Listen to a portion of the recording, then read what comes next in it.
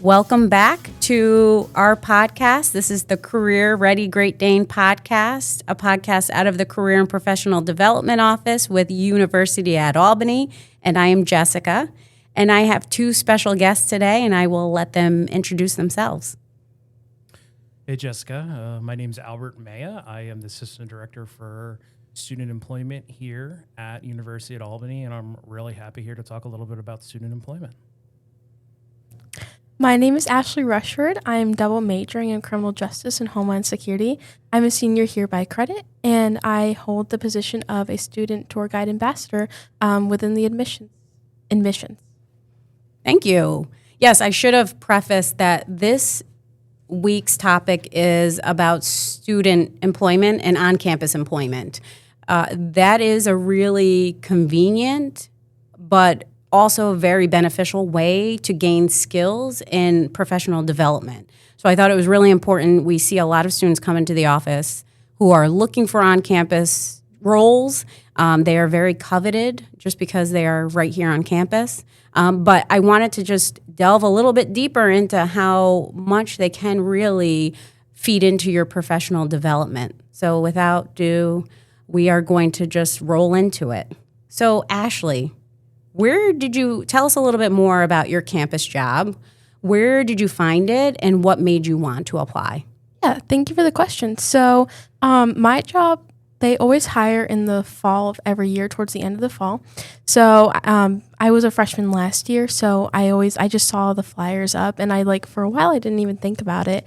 And then I just kept seeing these flyers, as well as I remembered coming into the university. I obviously had a tour, so I was my tour guide really left that mark on me, and I don't think I'd be in the homeland security part of my major without my tour guide.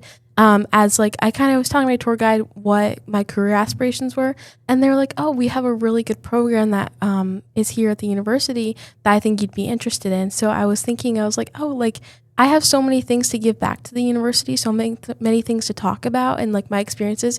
I've been here just over maybe a year and a half now, and I've had so many opportunities, so I think it's important to be able to portray that onto students coming in. So that's kind of what made me want to apply, because I just know I have those experiences, and I love to really talk about how much I love my school. I mean, my mom came here, so I'm a legacy student, so it's you have to see how this school is affecting generation after generation. My mom wouldn't have the career she has without this university, so I think it's important to also talk about that. I found this job, like I said, they were on the flyers around the dormitory, and they were also on the pillars being posted. And then I went ahead and applied for this job on Handshake, which is our on-campus software that we use a lot for on-campus jobs, as well as off-campus and internships. So that's a really great software for students to be able to apply to things on there. Okay, great.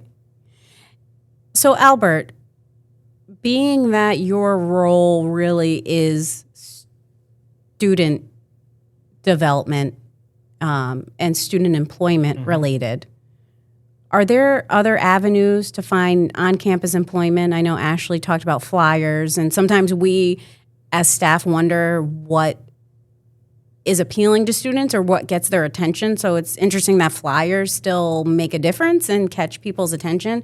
But what are some other avenues for students to find on-campus employment? Yeah, certainly. I would say one of the major ones, it's not one you might think of, is actual federal work study, right?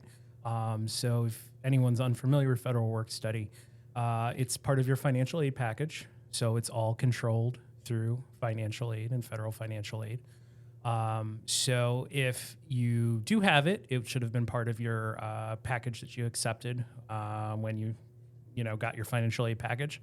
If not, that's okay too. You can always go to the financial aid office and kind of explain your situation and be put on the wait list, because there are certainly quite a few students that don't take advantage of federal work study. And those are typically pretty chill, pretty easy jobs, like running a desk, making copies, just kind of usually presence is what they want you there to cover the desk at the front. And another place, and this kind of goes to what Ashleigh spoke about too, it's sometimes going to offices and letting them know that you are looking for work. Maybe if you go to a lot of student activities events and they get to know you and they like you, they might reach out to you and say, hey, we have this job opening. We'd really like you to do that. And that goes not only just for necessarily like professionals, but I'm sure Ashleigh tells many of her friends, especially if they're underclassmen, like, wow, I got this really great job. It's a tour guide. It pays pretty well. Hours are pretty good. And it's really kind of leveraging that social capital and who you know to really open up to more opportunities, and whether that's other students, faculty members, different professionals. You never know when your next big lead can come from.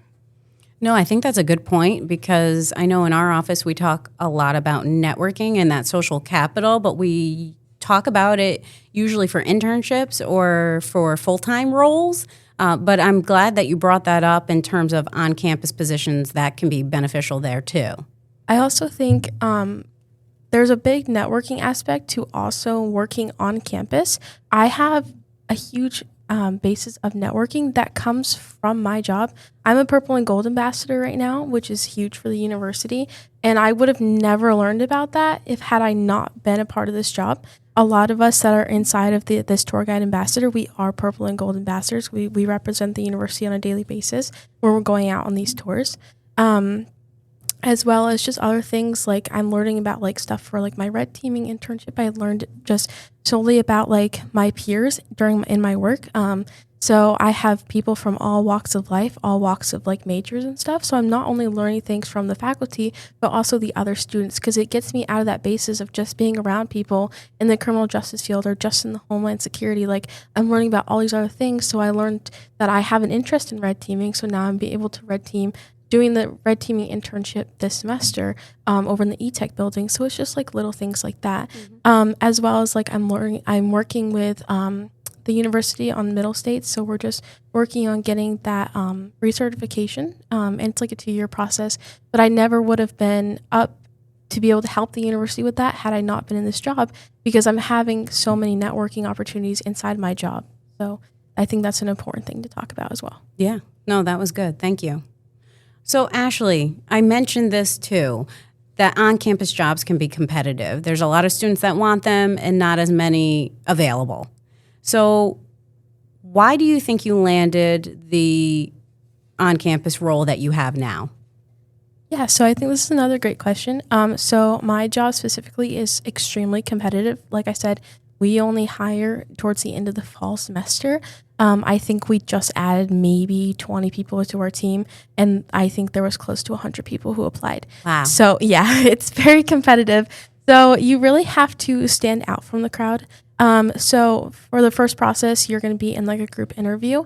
So I think it's important, at least with me, I think what helped me land this job is that I was familiar with my campus. I'm not just going in and being like, oh, I'm just interested in this job, but I don't really know a whole lot. I think it's really important to say that you know things about your campus. Like a big thing we look forward is like things with our safety, like how we have the blue light system here, things like that, and 5 quad, things like that. As well as like involvement on campus. How can I be involved on campus? You're going to have all these students coming in from high school, or like maybe they're transferring. They want to actively be involved on campus, and it's important that we can see that these things. So I was involved with things before, and I still am now. So I think that was an important thing for my boss to see, is that I was already active on campus. So that way, that's another experience I can share with the incoming students. And so I think that's a big thing, is again, knowing your campus, and then knowing also the role you're going into. So a lot of my fellow ambassadors, we're very outgoing people. You're going to go into UNH and you're going to go around all the ambassadors. It's going to be a lot of energy. If we're doing the open houses at 7, 8 in the morning, it's going to be a lot of energy. So if you're someone that can't get the energy up and going, then that job may not be for you. So I think it's also on your end, you have to make sure that you're the type of person fit for this job, if that makes sense. Yeah. Whereas Albert was saying there's some positions where, you could be tailored to a desk, which if you're someone that likes to just do things like that, that'd be a great job for you. Whereas I am a very outgoing person. I don't like to sit still for very long. My bosses always give me little side quests, mailroom, things around the office. So I think, again, knowing your campus, being involved already, showing that your involvement and you're ready to learn, and knowing that you have the personality for that job. Perfect. Yep. It has to be the right fit, and you have to do your research. Exactly. Right? So it goes both ways. Yep. So Albert, what about you? What do you look for when you're hiring student employees? What makes a student stand out for you? Yeah, that's a great question. I think it's a couple of different things. I would say really it's fully reading the job description, right? What do they need from me? Is it a resume? Usually, almost always. I don't know. Well, let me just say, if a job is not asking for your resume, it is probably not a job you should be applying for. Sometimes they'll ask for a cover letter. You want to make sure that, you're giving them exactly what they want, because if you think about a job description, it is a wish list. It's a menu of things they want in the person. Will they be able to find the perfect person? Not always, but they'll do the best they can do as the hiring manager to look for that. And one thing that I see a lot is maybe a student doesn't read and maybe forgets a cover letter, or potentially, you're doing multiple positions and maybe you forget to change who the cover letter is addressed to. Kind of really simple mistakes like that, which are natural. I've made them several times in my life. And then you just kind of have to, you snap your fingers and say, dang it, and you got to be better next time. But really just keeping some attention to detail.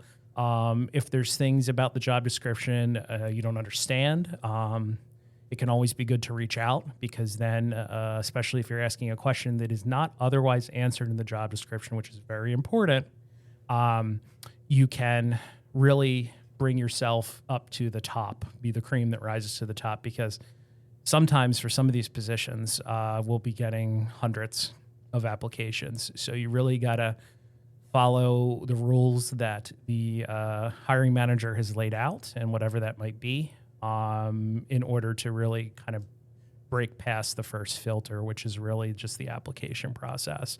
And we can talk if we come to it, stuff of tips for the interview and things like that. But really just reading the job description, tailoring your material specifically to what it needs to be, and asking questions that are otherwise that you don't have the answer to, are all ways that you can kind of stand out to hiring managers. Great. Thank you. So we are going to pivot sort of into career readiness and professional development. So on-campus roles are great. They're convenient. They're right here on campus. It's a paycheck, right? So you can earn some money. But they actually do play a role in career readiness and professional development for students. So what role do you think they play in career readiness for students, Albert? Yeah, I would say, I was talking to a lovely student, Kayla, if you're listening. It was nice talking to you today.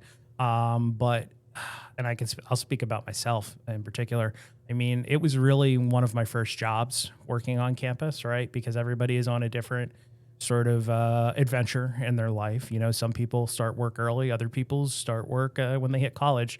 But it's really a great way to learn basic skills, especially as I was talking about, if you are working in an office environment, there's a skill set to survive working in an office, right? Like there's a skill set where, like, if I had to be running around and going on side quests, I'd probably get a little tired, in my advanced years. So it's also getting yourself out there and experiencing different kinds of work environments, right? I'm sure most people have a family member, maybe they work outside, or otherwise they're like, I could never work in an office. And the only way you're really going to learn that without, having to go through all of the drama of getting hired and then potentially resigning is do a simple sort of, on-campus job or something like that. That's really one of the best things. And I guess the other thing to bring it back to is, if you are a good employee, you listen to your supervisor, you complete the tasks assigned to you, you are creating not only a reference that you can use later when you are applying for really your first time full-time professional jobs, but they might hear things like the purple and gold ambassadors, because they also reach out to our office and saying, hey, please send us your highly qualified students to apply for that. And if I knew a student that was awesome and I thought would be worthy, I'll put their name forward. And typically I would only know that student if they worked for us, because I don't necessarily get to have that deep level of understanding that you get from working with somebody who comes and asks me like a basic question like that. So it's really just creating those foundational skills and getting to know more people and widening that circle so you can be better prepared when it comes to time to get, as I like to call it, your first big kid job. Mm-hmm. So, Ashleigh, what skills do you think you are gaining through your ambassador role? Yeah, so I have to say a big one for me is really the communication part to it. I mean, a big part of my job is literally every day communicating with people, the things that our university offers. So, I mean, I did public speaking in high school. I competed in public speaking for FFA. I'm not sure if you're familiar with that. No. So I have experience with that, but going forward into this job, I think my high school experience with the public speaking helped prepare me to enter this job, but this job has really expanded that skill. I am a much more confident speaker than I was in high school. I'm speaking on panels for the Criminal Justice Board, as well as I met you at a conference last couple semesters ago that I spoke at. So that was really awesome to be able to do. So I think that has to be a big thing, as well as just like my confidence overall. Not only was this job breaking the surface of my confidence and getting me outside of my comfort zone inside of my job, but as well as things around campus. I just see myself as more an outgoing person.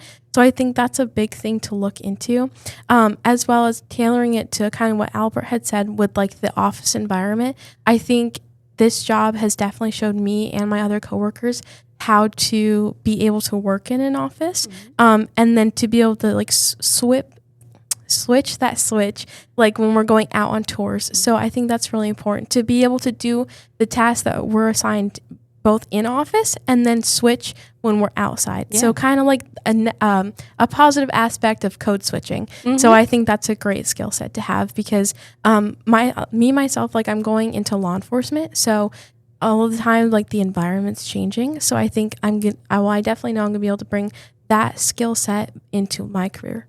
I think of adaptability, right? Yeah. You're adaptable. You got these side quests. You have to be office Ashleigh, and then you have to be on Exactly. with prospective students and families and turn that piece of you on. So, the adaptability is real. Yeah, as well as you also have to remember, too, along with that, we are getting all types of people. Like this morning, I had a group tour of middle schoolers. Oh. Yeah, so sometimes you're getting that, or sometimes you're getting transfer students, or sometimes you're getting those big high school groups. And like it really just depends. So that also tailors with that, too, is you have to be able to switch and be like, how am I going to, back to the communication, how am I going to better communicate with this group versus the group that I had before? Things like that. Yeah. Okay, great.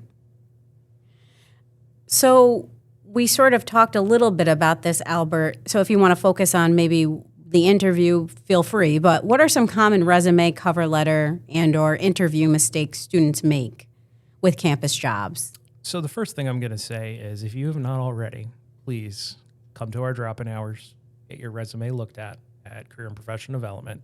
They're pretty much almost every day. If you go to our website, career.albany.edu, that was career.albany.edu is our email address, you should be able to find the most up-to-date hours at the top.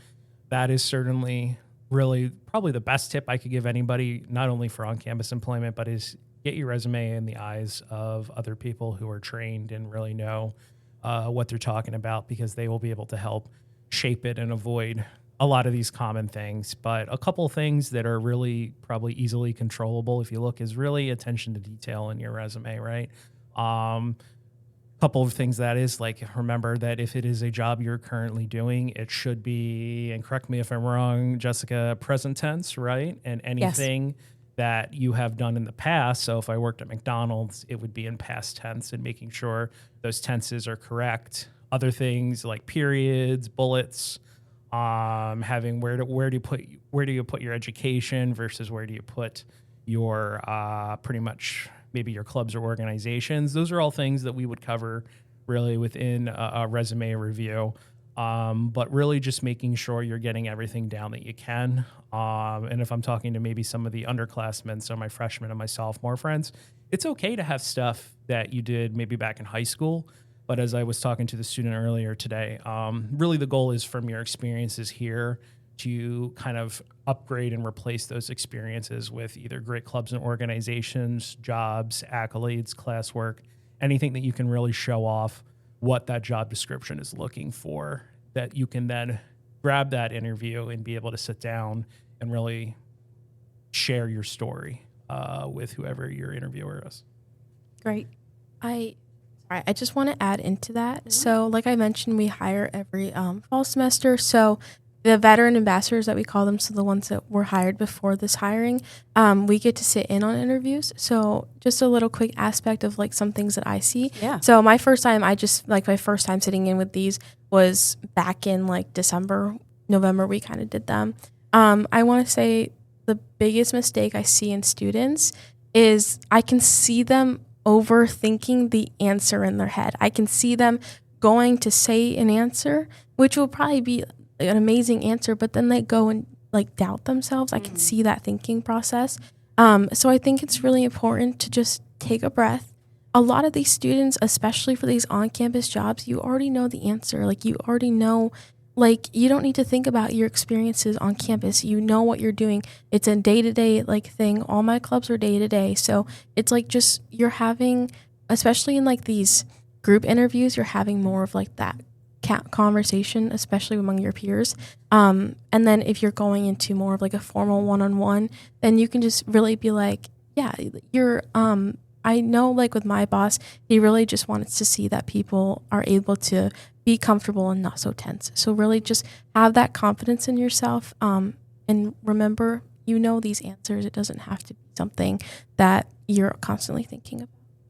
Yeah, thank you. I appreciate that insight. And so I want to piggyback sort of on what you both were saying and also shout out to our office doing interview prep and practice interview appointments, because for me, that means that I just don't have enough practice with interviewing, and maybe I need to hone that skill a little bit more so that I can finesse it and it comes out a little more seamless the next time. So that's what that indicates to me and signals to me. So yes, I really encourage students to utilize our appointments, our drop-ins, and come while we're here as a resource. Okay, I'm going to start wrapping things up. So Albert, what is your favorite part about working with student employees? Oh, that's a great question. So I would say it's always great because UAlbany is great at this. I've worked at a couple different institutions. There's a very diverse student body from a lot of different backgrounds. And that's one of the ways that I used to work in residence life. Shout out to all my residence life homies out there. I don't get that same level of interaction with students than when I would be like sitting in the hall at a program and, shooting the crap with them. But with the students I work with, I get to know them, and they're ones who help keep me hip and cool and young and beautiful, right? So it's always nice getting to know them and seeing where they start, but really the growth. We've had some students that have worked for us for a while, and I know one that's graduating. They will be unnamed, but it's just been a lot of growth seeing them, because I remember when they were bothering me for a job freshman year, and now they're a senior, and they're going to be getting their big kids job for soon, So I have full faith in them, and I tell them so, and I say they're going to do great, and just checking in with them. But it's great to see students grow and mature and really become the people that they were always meant to be, because at the end of the day, that's why we're here, to really help students and see you succeed. Agreed, yeah. And Ashleigh, what's your favorite part about working on campus? I would have to say, I personally, like, my job is like my favorite part about being here at the university. Wow, good. I know it's such a cliche answer, but it truly is. I look forward to it. I look forward to my shifts every week. My closest friends are my coworkers. I've met my closest friends through my job. So it's like I'm constantly around them, and I'm looking forward to these shifts. I'm looking forward to seeing the students that we are able to bring in. I look forward to being able to do the public speaking events. I love doing that. I love talking. So I always look forward to that. And I also think one of the best parts about it too is how like convenient it is. Just being able to get up, go to class. I can work a couple hours, enough hours to pay for my groceries as I live on the apartment. So like I'm cooking at home. So it's like I'm able to build both my friendships, my network, and get my money up. So yeah, no, it's a win-win-win.